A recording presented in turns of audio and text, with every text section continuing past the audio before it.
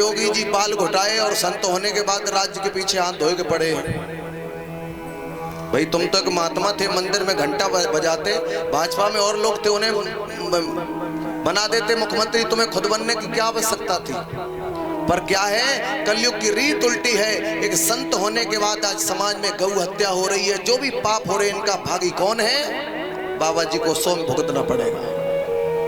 आपको घंटा बजाने का काम था, घंटा बजाना छोड़ दिया, राज्य को चला रहे हैं। अब भैया जाके पाँव न गई बीमारी सो का जाने, पीर पराई आदमी कितना दुखी है। भैया जिसके संतान नहीं वो दूसरे का दुख नहीं जानता कि संतान कैसे पाली जाती है। रात रात लाइट नहीं आती, हवा लोग करते हैं बच्चों पर, खेती सूखी जा रही है, इसका पाप कौन भरेगा?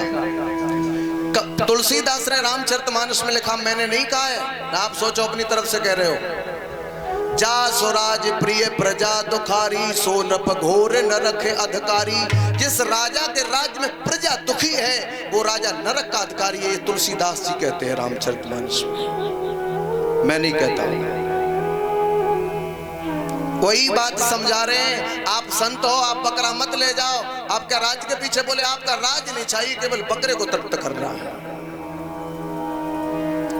बकरा ले लिया, लेके चल पड़े। गांव से बाहर पहुंचे, साधु जी ने पेड़ से इतना बड़ा डंडा तोड़ा, इतना बड़ा डंडा तोड़ने के बाद बकरे को ले गए घास में, और जैसे ही बकरा घास में मुंह रखता वैसे ही संत जी मुंह में सड़ा का डंडा मार देते तुरंत। जैसे ही घास खाने को चला मुंह में डंडा फाड़ दे हुआ तुरंत। आज सुबह से शाम हो गई, महाराज ने ऐसे बकरे को कूटा, ऐसे कूटा कि शाम तक घास का एक तिनका नहीं खाने दिया।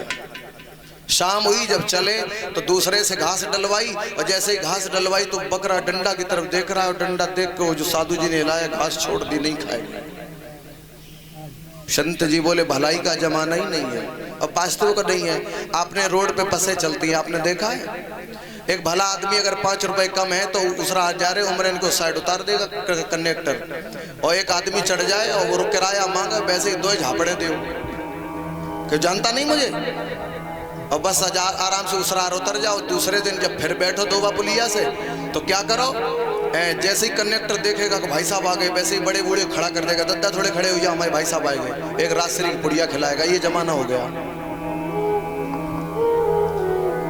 संत जी ने मार मार के शाम तक बिल्कुल ट्रेंड कर दिया, और जैसे ही ट्रेंड कर दिया संत जी लेके चले। राजा ने देखा रोज तो बकरे का पेट कट जाता, आज पेट पीट इकट्ठा हो गया, ये कारण क्या है? पेट में खाया पिया पानी हो गया। साधु जी ने आवाज लगाई, महाराज घास मंगाओ, बकरा आपका तृप्त हो। और आज राजा ने मंत्री के द्वारा घास को मंगाया, सामने घास पड़ी है, और बकरा पहले डंडा की तरफ देखता, फिर घास की तरफ। साधु जी वही डंडा वही थोड़ा हिला दिया, जरा सा खाओ पड़ेगा। अब घास सामने खड़ी है, बकरा भूखा पर खा नहीं रहा। कहने का तात्पर्य सुखदेव जी कहते, राजन परीक्षित, ये मन आपका उसी बकरे के समान है, चलायमान।